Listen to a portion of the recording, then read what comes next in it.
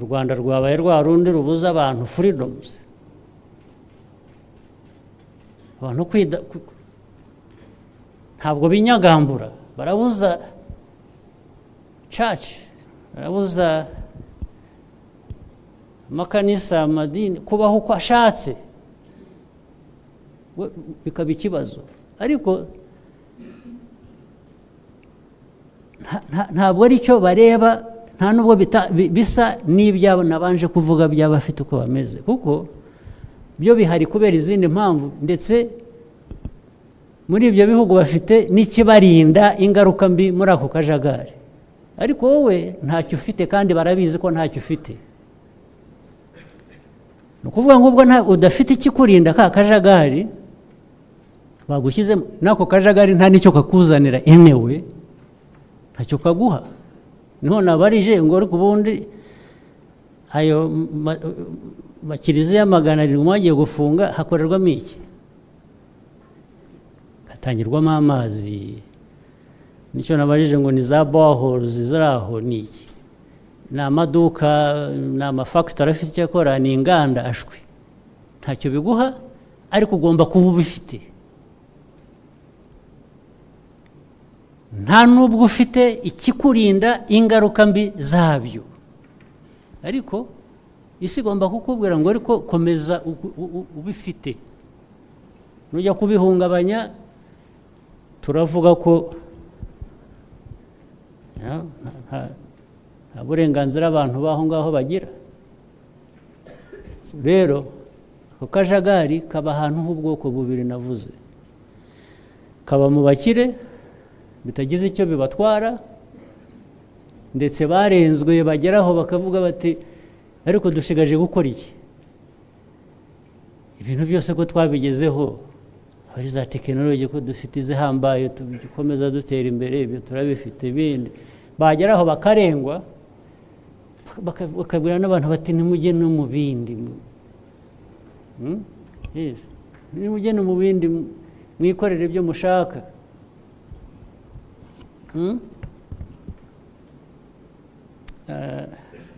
Hari ibyo nari ngiye kuvuga ndabitinye kuko ntashaka kumvikana nabi.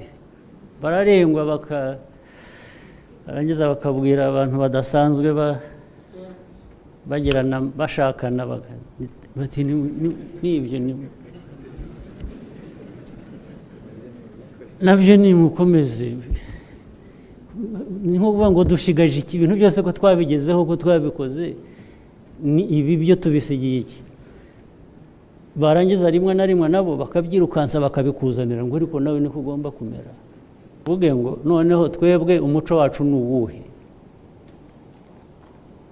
Umuco wacu twahisemo dushaka gukurikiza uwuhe? Abo ndagera ku bindi navuze, natinze ku muco. Umuco uranga abantu, umuco wo kwiyoroshya, umuco wo gukora, umuco ni ukuvuga ngo ubudahangarwa, kuvuga ngo kubera ko imeze ntya ndashaka kuba uko nshaka, uko meze, ntawuza kuza ngo mpungabanye ashake kungira kuba nkawe. Ndaba uko nshaka, kubereye abo bantu bahisemo kumera gutyo.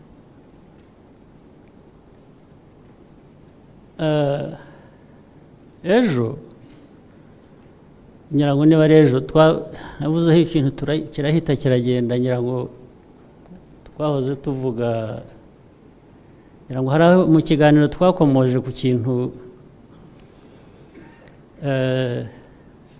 cy'amadini cyangwa ibintu nayo akabaho mu kajagari. Ejo sinzi niba mwibuka cyangwa ejo twabivuzeho. Reka mbabwire, naho nabonye nyine bavuga ko niba ari nko mu mujyi ubwabo bafunze 700 mu mujyi wa Kigali. Ubwo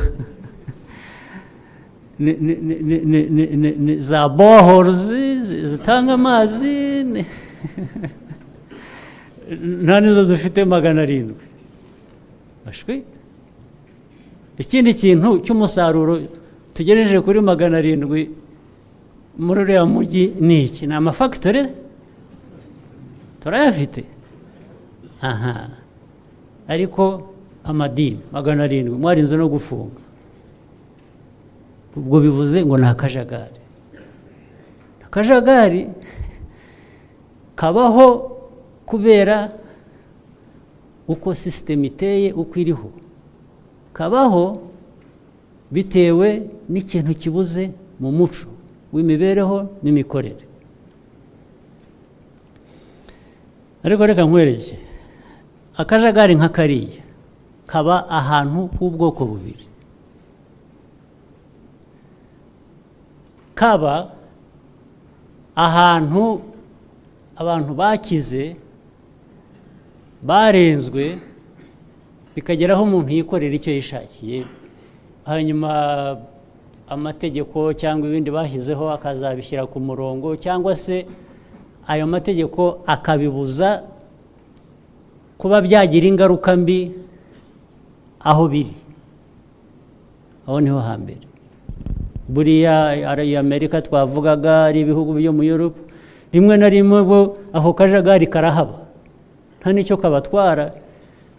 Nubwo abantu baho barenzwe bari mu bindi, naho kajagari kagenda kakavuka, bafite amategeko bubatse, bafite structures ziriho zibarinda ako kajagari kakaba, ariko ntikagire icyo kabatwara. Ahandi kaba ha kabiri ni mu batagira icyo bagira nkatwe, ku mpamvu iyi itandukanye n'impamvu y'abariya abandi. Impamvu ni nyinshi, ndavuga nkeya. Iya mbere, izi uko duteye u Rwanda, Afurika henshi, uko isi tureba, uko dushaka, natwe kandi ibyo dusa n'abemeye ni ukwibera ako kajagari, tugahera aho ngaho. Tukaba akajagari karaho kavuga amadini mu macaci 700 mu mujyi wa Kigali, nubibuza u Rwanda rwabaye rwa rundi rubuza abantu freedoms, abantu ntabwo binyagambura, barabuza church, barabuza amakanisa, amadini kubaho uko ashatse, bikaba ikibazo. Ariko ntabwo ari cyo bareba, nta nubwo bisa n'ibyabo nabanje kuvuga by'abafite uko bameze, kuko byo bihari kubera izindi mpamvu, ndetse muri ibyo bihugu bafite n'ikibarinda ingaruka mbi muri ako kajagari. Ariko wowe ntacyo ufite, kandi barabizi ko ntacyo ufite. Ni ukuvuga ngo ubwo udafite ikikurinda ka kajagari bagushyizemo, n'ako kajagari nta n'icyo kakuzanira enewe, ntacyo kaguha. Niho nabarije ngo ariko ubundi ayo makiriziya 700 mwagiye gufunga hakorerwamo iki? Hatangirwamo amazi. Nicyo nabarije ngo ni za boreholes ziraho ni iki? Ni amaduka, ni amafactory afite icyo akora, ni inganda ashwi. Ntacyo biguha, ariko ugomba kuba ubifite. Nta nubwo ufite ikikurinda ingaruka mbi zabyo, ariko isi igomba kukubwira ngo ariko komeza ubifite. Nujya kubihungabanya, turavuga ko nta burenganzira abantu baho ngaho bagira. Rero ako kajagari kaba ahantu h'ubwoko bubiri navuze. bakaba mu bakire bitagize icyo bibatwara, ndetse barenzwe bageraho bakavuga bati ariko dushigaje gukora iki? Ibintu byose ko twabigezeho, hari za tekinoloji ko dufite izihambaye, dukomeza dutera imbere, ibyo turabifite, ibindi bageraho bakarengwa, bakabwira n'abantu bati nimujye no mu bindi,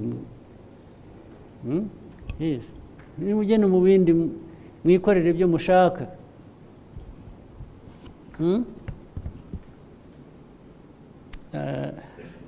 Hari ibyo nari ngiye kuvuga ndabitinye kuko ntashaka kumvikana nabi.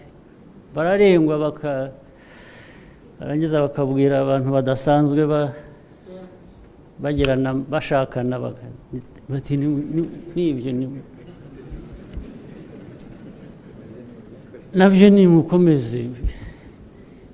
Ni nko kuvuga ngo dushigaje iki? Ibintu byose ko twabigezeho, ko twabikoze, ni ibi byo tubisigiye iki?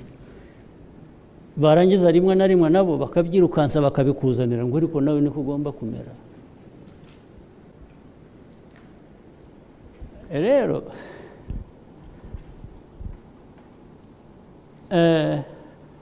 ndashaka kubaza, umuco wacu ubaye uwuhe? Twahisemo uwuhe cyangwa ntabwo turagera igihe cyo guhitamo? Ikibazo ni iki? Reka mbigarure ku cyatuzanye hano cy'ingenzi. Twagiye tuganira policies twanashyizeho ndetse nziza.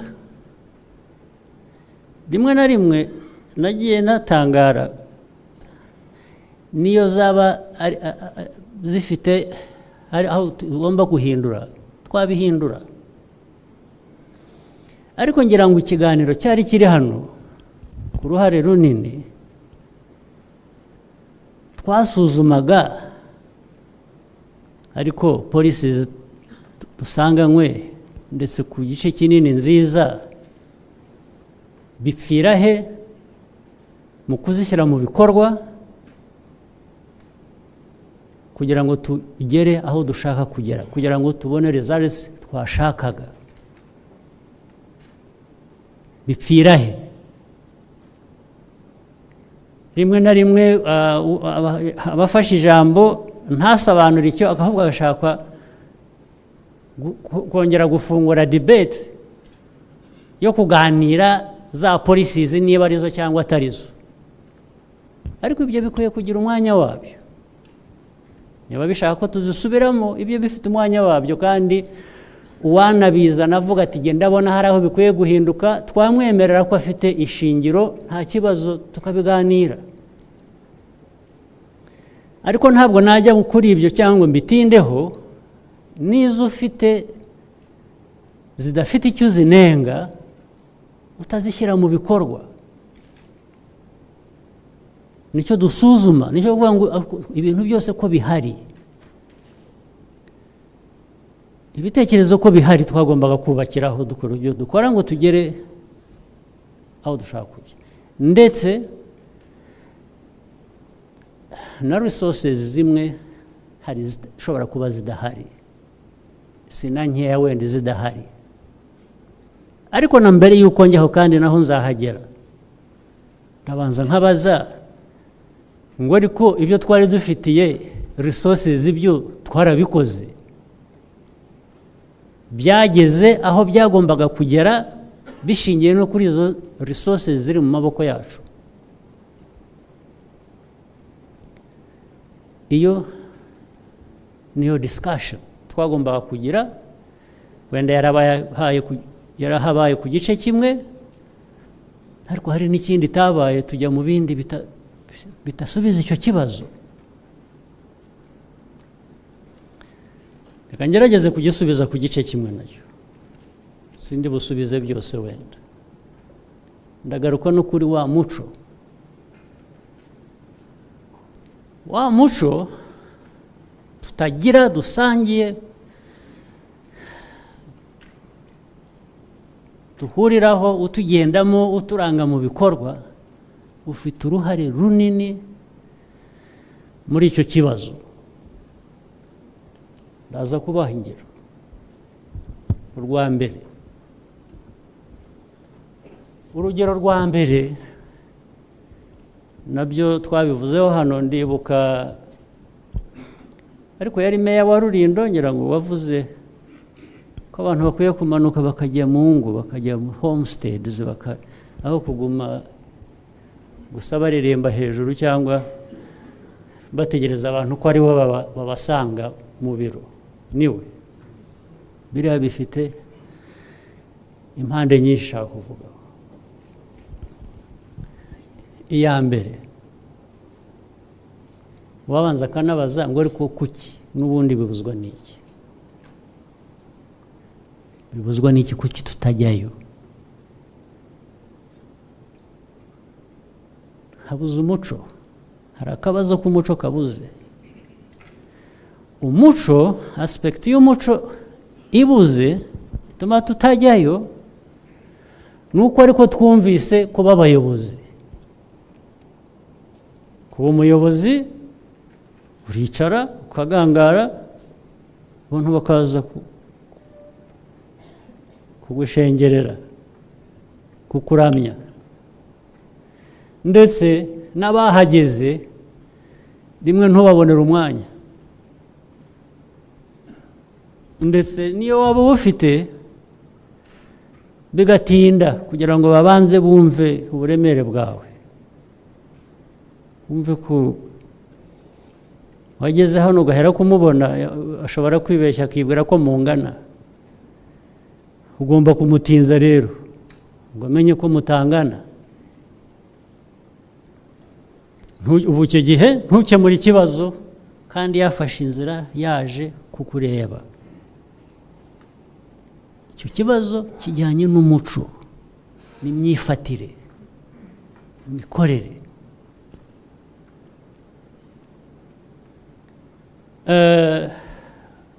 Uwamanutse rero wagiye kujya kureba abaturage babikoze rimwe mu gihe kirekire, iyo yamanutse ni nk'aho ijoro ryaguye, aramanuka ukagomba kubyumva ko yaje. Ntimunatwara umwanya muganira icyamuzanye cy'akazi,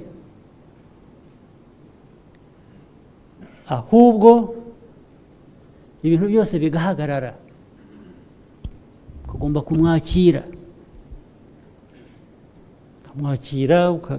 ibintu byose bigahagarara, ntihagire ikintu gikorwa n'abari mu biro bakabivamo. Hagati aho ikihaba rero murakizi nyine. N'uwamanutse baragenda bakamukinga rwa rukuta rw'abamwakiriye, akabona ibyo gusa. Ibiri inyuma yarakwiye kuba abona, ntabyo abona. Ndetse urwo rukuta rwakwakiriye ahubwo rukakwereka, urukuta bakandikaho icyo bashaka kubona. Ikibazo kiri inyuma y'urwo rukuta ntacyo ubona, ugataha ubona bya bindi bagushyize imbere bakweretse. Expense igenda aho ngaho, gucicikana kuri aho ngaho, ibintu rwose. Ndahera ku ngero, ntabwo ari ibintu bagenda avuga, ibintu niboneye mbona buri munsi, mbaho mo buri munsi. Muribuka rimwe nigeze kubabwira, twagiye ngiye mu misozi, yo nabonye umwanya nagiyeyo. Icyambere, ahatari umuhanda bahashyira umuhanda. Bujya gucya imihanda yose bayitunganyije inyerera rwose. Nkabaza, ariko buri muhanda kutari bimeze bityo hashize imyaka 10? Navuze ko nzaza hashize icyumweru kimwe. Mu cyumweru kimwe izo resources zabonetse gute kugira ngo bakore uwo muhanda kubera ko ngiye kunyuramo ku buryo zitabonetse muri ya myaka ishize ngo bahakore hamere haryo. Resources ziboneka zikora umuhanda ari uko perezida agiye gusura ahantu ziva he? Ndashaka kubabwira ko zitava mu President's Office. Zigomba kuba zifite aho ziri, n'ubundi zari zikwiye kuba zakoreshejwe no kugira ngo n'abo baturage babone aho banyura. Kuki biboneka uwo munsi? Nabyo murabizi umugani wabivutsemo.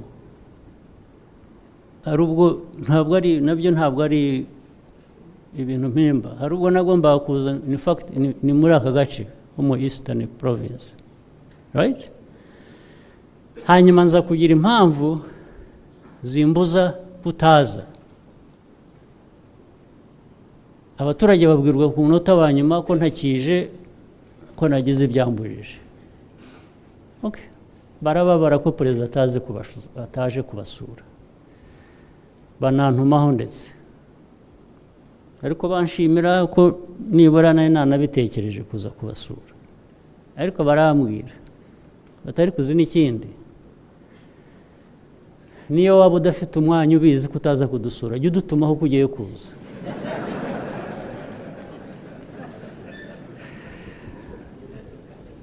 The simple reason was, iyo wavuze ko ugiye kuza, ibitakorwaga birakorwa, n'imihanda ndetse bakayikora. Jya uhora udutumaho ahubwo buri kwezi uti ndaje, ubwire bariya abayobozi uti ndaje, hanyuma nushaka wo kwirirwa uza. Icyo twifuzaga kirakemuka. Ibyo nabyo ikibuze wibwira ko ari iki? Ntabwo ari ukubera ko hatari hari means, hatari hari uburyo bwatuma ibyo bikorwa. Abantu bibereye mu bindi. Ni umuco wo gukorera ku jisho, ngo araje, then reka dukore. Igihe ataraza cyangwa bataratubwira ko ataraza, reka tube twikorera ibyacu. Ngo ni abayobozi, reka tube dukora ubusa cyangwa reka tube twikorera ibyacu. Ngo ni ukuvuga ngo ni ka kajagari ko mu mico. Hari imico tudafite, tubuze. Ntabwo ari resources zabuze, ntabwo ari uko hatari abayobozi, habuze umuco. Umuco muri cya kindi nabanjirijeho rero nacyo kuvuga ngo umuntu araje, perezida araje, minisitiri araje, PS araje, meya araje, aho kugira ngo aze ajya mu bintu bikorwa bikosora ibitagenda neza bigira bite, araje, therefore freeze everything, freeze it, let's pay the bill, let's pay the bill yo kumwakira. Ibyo gusa se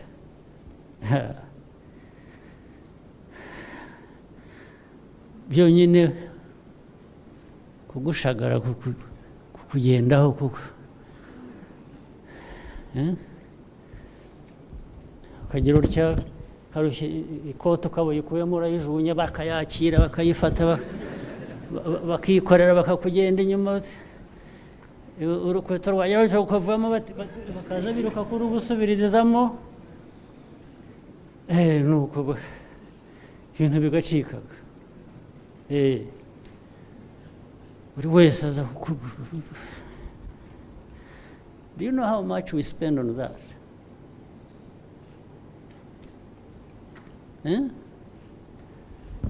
Erega niba ari na factory ugiye kureba uko ikora barayifunga,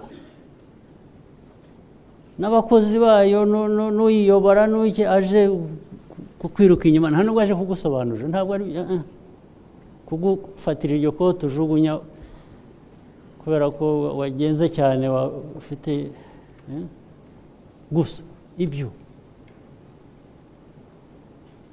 kandi bikaba ku nzego zose. The cost of protocol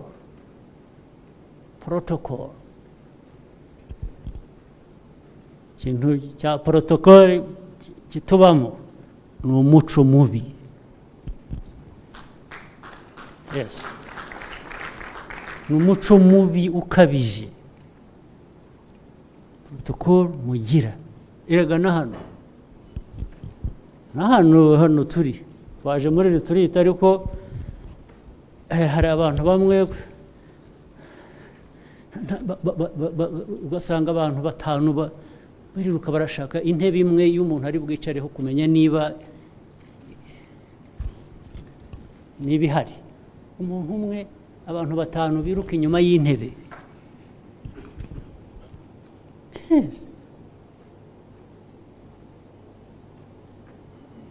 Ntimwitwa ngo muza mu mabasi, buriya kiriya kintu cyo kuza mu mabasi twicara bari mu basi mw'abantu 10 ntabwo ndazigenderamo, ariko nzi bigendamo. Hari aho hari ugomba kwicara abandi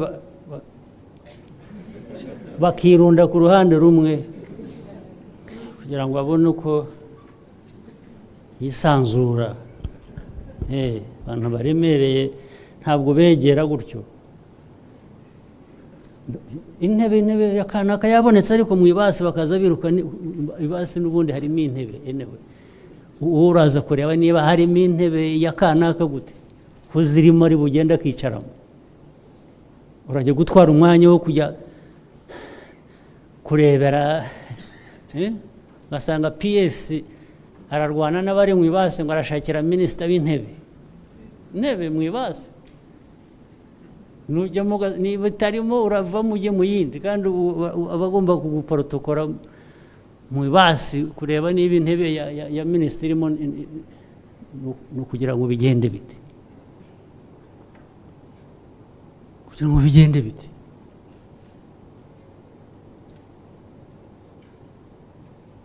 ni mwebwe mbaza, kandi nimwe mubikora buri munsi. Hano baraza barahera umunsi wa mbere bakwirukanka inyuma baguprotokora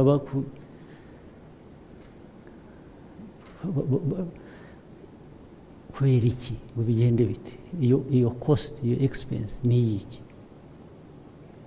Ariko noneho the mentality of it ubwabyo, kuki tumva ngo nibyo? It is what costs us kutabona bya bindi tugomba kugeraho, ko aricyo kibituza. Ndababaza rwose, bombe babwira mureba bingeze hano, ndabibona buri munsi. Almost I feel like fighting. N'uwo wabwiye ukabona the next day abisubiyemo. Abantu birirwa babirukanka inyuma, mugera nabo no mu baturage muyoboraho kugira ngo mwumve ibibazo byabo, mugashaka ko igikorwa nyamukuru cy'uwo munsi ari ukuguprotokora. Ni iki? What is it? Nagira umbwira, I feel of the importance of that. Nagira ubimbwira. Bayobozi muri hano rero imvuga muracecetse, ariko ndabizi ko mubizi, ndabizi ko mubibona buri munsi, bikagenda bigahinduka ikintu nanone cyo gukinga abantu ku maso ngo utagira icyo ubona nyine, kubera ko ni byinshi batakoze, ni byinshi bakoze nabi, cyangwa ni byinshi bigwijeho babyambura abo byari bigenewe bitwa ngo ni abaturage. Ni tactic kuguma ku maso utabona. Kuki kujya muri province muri minister bigomba gufatwa nkaho ari favor wabakoreye? Why? Kuki? Ku buryo ndetse bagomba kumva ngo niba bataragufashe neza kuri rwa rwego dufatwaho neza, bigasa nkaho niba batarugezeho utazanasubirayo. How do we explain this? Ubwo mureba ndiho mbasubiramo ibi, nirinze no kuvuga amazina, nirinze kubaha ingero ngo natura amazina ngo mvuge kanaka, birirwa bamwiruka inyuma batya bamukorera ibintu bitabaho. Igihe iyo mbibonye ahubwo ngera hano, ku buryo hari n'abari hano nabwiye personally, mfata telefone nkamutelefona nkamubwira nti nzongera kubona wemera ko bagukorera biriya, umunsi nzongera kubibona bizajya kurangira nagufayarinze. Barahari hano, nimushaka n'amazina nayababwira, ni benshi.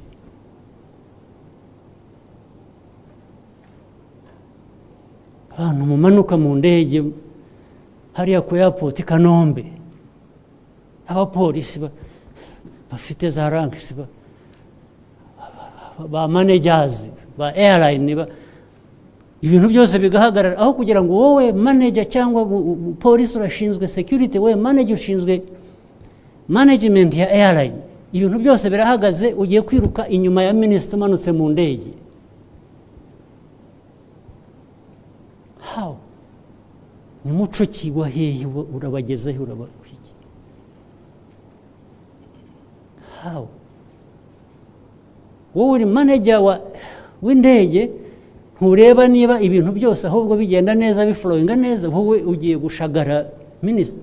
Ntabwo manager wa airline ashinzwe gushagara minister wa infrastructure, under which ministry harimo that airline. Police man uri mu airport, ushinzwe airport, ntabwo ushobora kuvamo wirukanka ngo ugiye gushagara minister ufite mu nshingano ze police, ngo ureke akazi k'umutekano ko mu airport ngo ugiye gushagara minister ushinzwe police, cyangwa ugiye gushagara kwiruka inyuma ya inspector general wavaga muri Kenya, sinzi gukora ibyo. Niba inspector wa general, chief wa police, ibyo biramureba, afite office ye bajya kumugira. Ntabwo ushinzwe airport cyangwa upolisi wundi ukora akazi mu airport bahagarika imirimo yabo bakajya kwiruka inyuma ya police who was chief who was traveling. Ntabwo ariko bigenda. Ariko bigenda. I have had moments yo kubibwira abo nabibonyeho, ubwo abo ntabibonaho nibo benshi. Ariko this must stop. It must stop. It is too expensive and it means nothing. It means absolutely nothing. Do your work. Niba the question is you feel you're not paid well for your work, that's a different discussion. But your personal importance should be gotten rid of from this. Kandi wa muco navuze ujyana nyine nicyo kimwe na professionalism. Iyo umuntu ari professional ukora akazi kawe ku buryo buri professional, you don't get lost in these useless things. Absolutely not. Kandi mbahe n'ingero zindi, muzagerageze rimwe kubyiyima, niba ari nko gufunga umwuka ati ndahera umwuka ndapfa ntabikora, uzagerageze rimwe ubyiyime, nubikora kabiri uzaza umbwire niba hari icyo ubona watakaje. Hatakariye wagabanyije kwiremereza ugakora akazi kawe, igitakara kibye, even at a personal level wumva watakaje iki? Ahubwo wabyiyimye ugakora akazi kawe, njye nibwira ko umuntu muzima akwiye kuba afite satisfaction ngo yakoze ikintu kigira ikivamo gifite meaning kuri we no ku bandi bantu. There should be this satisfaction. Iyo wakoze ikintu neza, iyo wishyize mu mwanya utiremereje, you should have these results.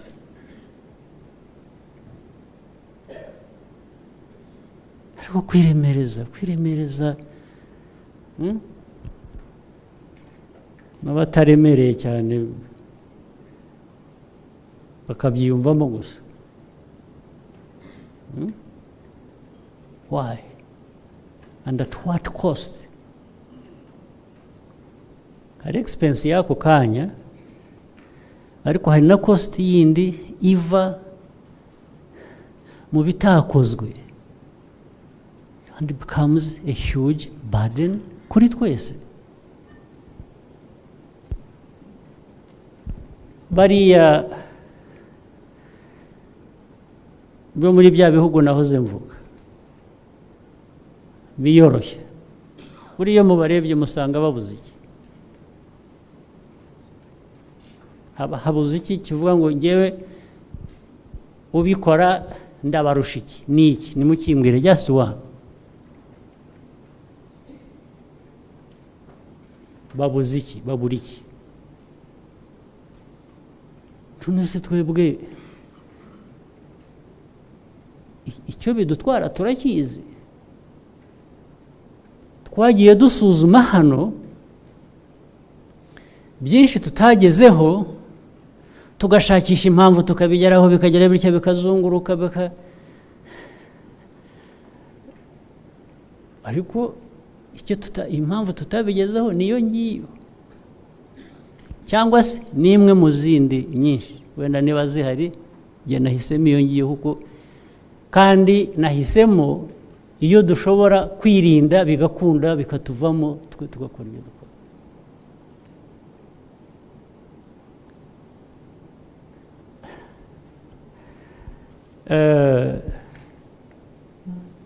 Prime Minister,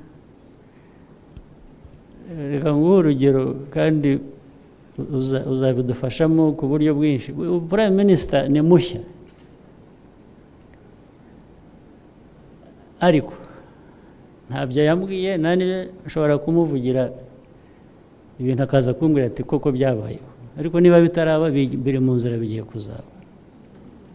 Icyambere, buriya azagira aba advisors bambwira ibyo ntabwo bikorwa hano. Ajya gukora ikintu kizima bakamubwira ngo hasi ko bigenda Prime Minister, ngo urareba, ubwo bakagira batya bakamwitambika imbere bakamubwira nko kuvuga ngo, cyangwa yajya gukora ikintu kubera ko afite amatwara mashya avuye ngo cisha make buretse ntudusanze hasi wowe uzanye ibintu biri aho bikabya niba batakugeraho bazakugeraho. Ariko reka mbe nkwibiyeho gake, please don't accept it. Yes, uzabyange. Yes, hari ibintu bikwiye gukorwa uko tubizi, niko dukwiye kubikora. Ibindi bijyaho haza device ngo ibyo ngibyo kandi uzanye n'ibiki. Fuye muri World Bank uzanye ibintu byaza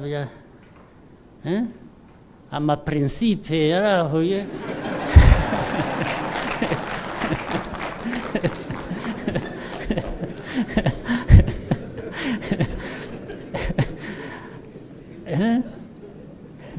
Agenda buhoro, bitonde.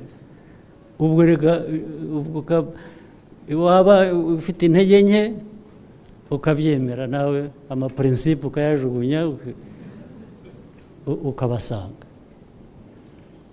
Niba bitaraba bizaba. Please don't.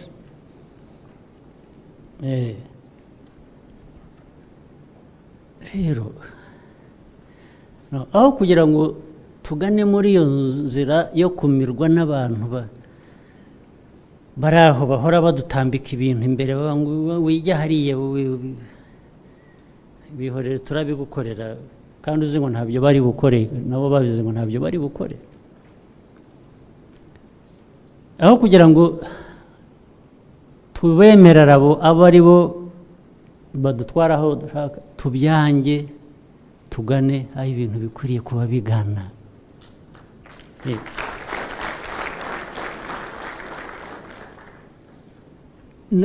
Wa muco tuwushakishe, tuwubake vuba na bwangu. Umuco ntabwo twahora muri ibi ngibi. Ntabwo mureba bya bine navuze byo kuvuga ngo twaravuze ngo abantu bamanuke bajye mu bene bikajya kuba roast muri protocol. Ikindi kizavukamo nacyo mukuri, ubwo abantu bazajya, ikindi kibaho ubu n'aba bameyazi nabwiraga ejo bundi, n'aba bari hasi yabo, buriya nta mwanya bazongera kubonaho kugira icyo bakora. Ubu mugiye kubasanga cyangwa basanga abandi bahore mu manama y'urudaca, kubasanga ukabahuza, ukajya muri protocol. Kuri mu gitabo urandika ko wagiye ku ground, ariko wakoze iki? Cyangwa babirukanse mu kajagari, mwiruka mu manama, ntazagire nubona n'umwanya n'umunsi n'umwe wa implementation y'igikorwa yagomba gukora, kubera ko noneho perezida ntiyatubwiye ngo tuve mu biro tubasange. Ubwo kubasanga bakabavangira koko, n'uwari ufite akajya gukora ntabwo azagakora, azirirwa yakira uwamusanze, cyangwa se ahabwa amabwirizwa menshi, gutanga amabwiriza buri kanya ndetse yageraho agakonfuzinga n'umuntu, agahinduka icyo wari uzi agomba gukora, wari ugiye gukora, amabwiriza akaza yagusanze. Minisitiri araha arambwira ngo ni inkore nke, yarazi ngo icyo yagomba gukora ni ikindi, akakireka agakora ibindi yabwiwe nka instructions rimwe na rimwe bitajyanye, ahubwo nibyo ari bikwiye gukorwa, kubera ko wamuhaye amabwiriza rimwe na rimwe we yabimubwiye mu nzira ijyanye n'inyungu yifitiye zitajyanye n'ibikwiriye gukorwa. Ikindi mugomba kuba mwarabonye hano cyangwa musanzwe muzi, urabaza rimwe na rimwe minisita ibintu bimwe abantu banenga mu rwego runaka kuki bitagenda bitya kandi ko twemeranyije ko bigenda bitya, rimwe na rimwe akakubwira akagusobanurira ibintu bitandukanye n'iby'undi ubishinzwe wenda muri iyo minisiteri ari buze gusobanura. Rimwe na rimwe umwe muri bo aba afite ukuri, ashobora kuba minisitiri uyu munsi cyangwa ashobora kuba umukuru w'ikigo runaka kiri muri iyo minisiteri, akaba ariwe uvuga ukuri, ariko icyo bivuze ni iki? Icyo bivuze ni ukuvuga ngo aba bantu n'ubundi umukuru w'ikigo cyangwa na minisitiri ntibanavugana. N'ibyiza bikorwa byakozwe umukuru w'ikigo arabizi, ariko minisita aracyaharakubwira ko nuko turacyafite ibibazo, turacyashakisha, waraha aravuga ko bigishakisha uburyo bwo kubikora kandi byararangiye, ahubwo ikigo cyarabirangije, ariko there was no communication.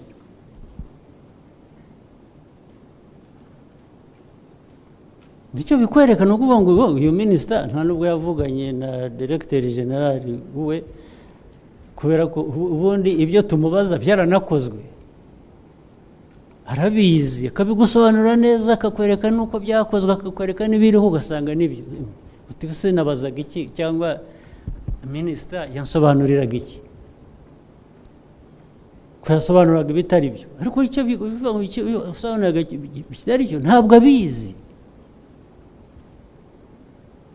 ntabwo azi ko n'ibintu byakozwe. Ubu ibintu nk'ibyo ngibyo tubishyira muri ihe kategori, tuvuga ko habuze means, habuze abazi gukora ibintu, habuze skills, habuze resources z'amafaranga, habuze iki? Haba harabuze iki? Igihe resources zindi zose zihari, why should we have a problem na communication? Ku buryo therefore gushyira ibintu mu bikorwa holistically bitazashoboka, ko ari ahantu byageze bitya birafungirana, kutavugana umuntu yahora yibutsa buri munsi,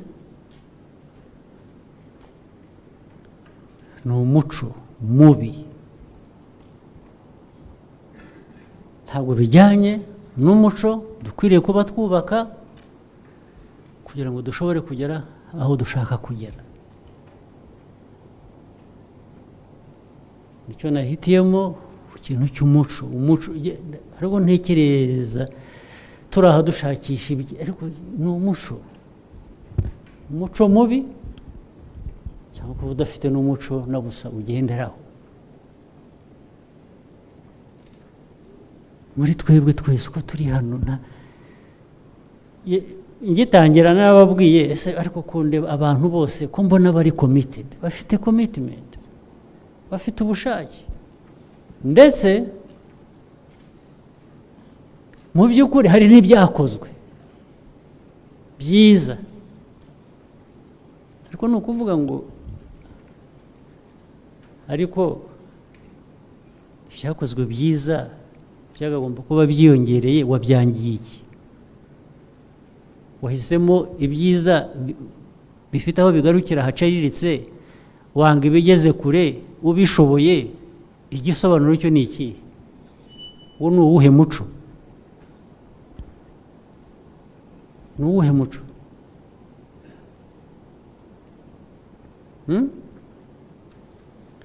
So ruriya rugero natanze kuri prime minister narutanga no ku bandi, hari n'abana batoya, young people bari hano,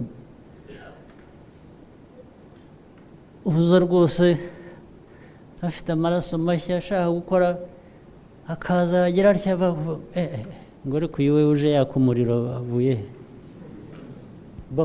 bagatangira gushaka uko bawuzimya, ikaba ariyo iba objective. Bagashaka uko bakuzimya, bagashaka pipes z'amazi ziza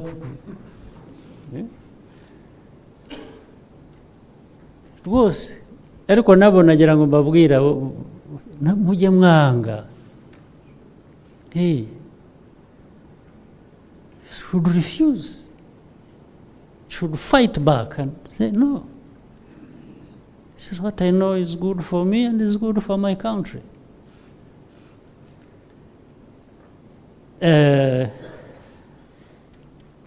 Abandi rero bikagwa mu, you see, kubaha abantu ntibakabyumve nabi, cyane cyane abo bana bato nshaka kubwira, no kuvuga ngo abakiri bato baturimo bari na hano, kuvuga ngo nabonye minisita atishimye, abonye ndeba nabi, kandi interpretation ari uko bamurebye nabi kugira ngo areke gukora ikiri cyo, akabireka, akavuga ati ntagwa aha ngaha. No, you should refuse it. You should do what you think is right, even what you have been trained to do, and the way you've been trained to do it. Hanyuma, of course, we have to create an environment where if somebody is doing the right thing, is doing it right, if any obstacle is met on the way,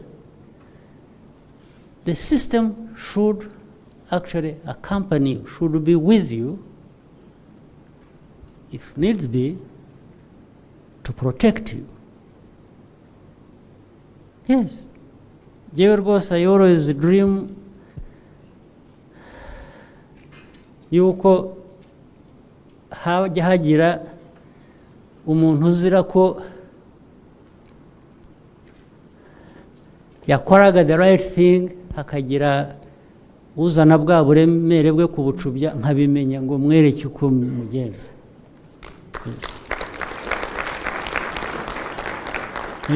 Rwose baba, ariko muragenda, the situation is such that hari no bugende intimidating abantu, n'utabishakaga n'uwabibonye ubyanze agatinya kubivuga, ntuvuga ati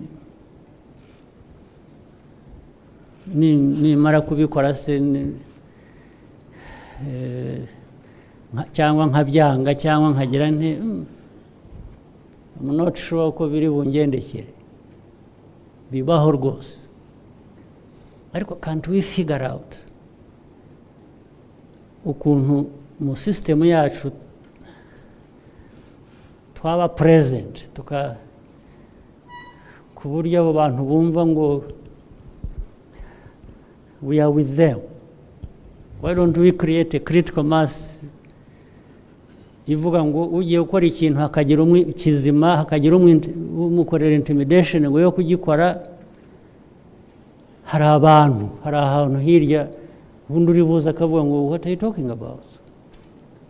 Abaze ushaka gukora intimidation, ushaka kukubuza gukora ikintu kizima. Yes. Uvuga no. Hanyuma ahubwo na consequences. There should be consequences. Uwabiteye, uwabujije abantu gukora ibyo bagombaga gukora kubera izindi nyungu ze, yamenyekanye, there should be consequences. Absolutely. Uwo muco niko ushobora kugenda uranduka.